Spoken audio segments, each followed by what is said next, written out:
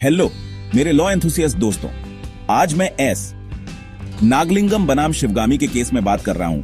यह 2001 का एक लैंडमार्क डिसीजन है जो इंडिया में फैमिली लॉ पढ़ रहे किसी भी इंसान के लिए बहुत इंपॉर्टेंट है। तो अपनी नोट्स ले लो क्योंकि इसमें बहुत मजेदार डिटेल है। सबसे पहले केस के फैक्ट्स को जानते हैं। नागलिंगम और शिवगामी शादीशुदा कपल थे, लेकिन चीजें खराब हो गईं और शिवगामी ने Hindu adoption and maintenance act 1956 के सेक्शन 18 के तहत मेंटेनेंस के लिए अप्लाई किया। उसने अपने हस्बैंड नागलिंगम पर नेग्लेक्ट और डिसर्शन का आरोप लगाया।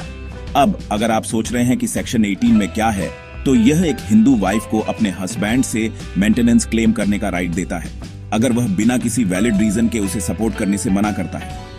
यहां मेन इशू यह था कि क्या शिवगामी को मैट्रिमोनियल होम छोड़ने के बावजूद मेंटेनेंस का राइट था। नागलिंगम ने आर्ग्यू किया कि उसे मेंटेनेंस का राइट नहीं था क्योंकि उसने उसे अपनी मर्जी से छोड़ा था। यह हमें जजमेंट के मेन पॉइंट पर लाता है।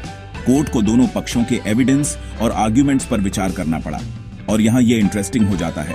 कोर्ट ने कहा कि एक वाइफ मेंटेनेंस क्लेम कर सकती है भले ही वह मैट्रिमोनियल होम छोड़ दे, बशर्ते उसके पास एक सही रीजन हो। इस केस में कोर्ट ने पाया कि नागलिंगम के कंडक्ट के कारण शिवगामी के पास अलग रहने के लिए रीजनेबल ग्राउंड्स थे।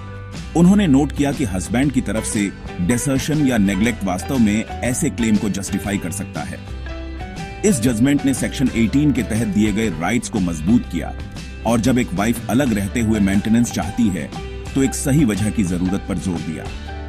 इसने इस बात पर जोर दिया कि लॉ का मकसद वुमेन के राइट्स और डिग्निटी की हिफाजत करना है। यह एंश्योर करना है कि उन्हें बिना सपोर्ट के न छोड़ा जाए। लॉ स्टूडेंट्स के लिए यह केस इस बात का एक परफेक्ट एग्जाम्पल है कि कैसे legal principles real life situations में अप्लाई होते हैं। फैमिली लॉ की बारीकियों को समझना और ऐसे जजमेंट्स कैसे फ्यूचर केसेस को इन्फ्लुएंस करते हैं, यह बहुत जरूरी है।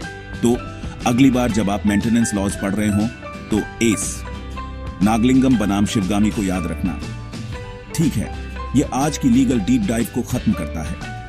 श्योर करें कि आप सब्सक्राइब बटन दबाएं और ज्यादा इंफॉर्मेटिव कंटेंट के लिए बने रहें।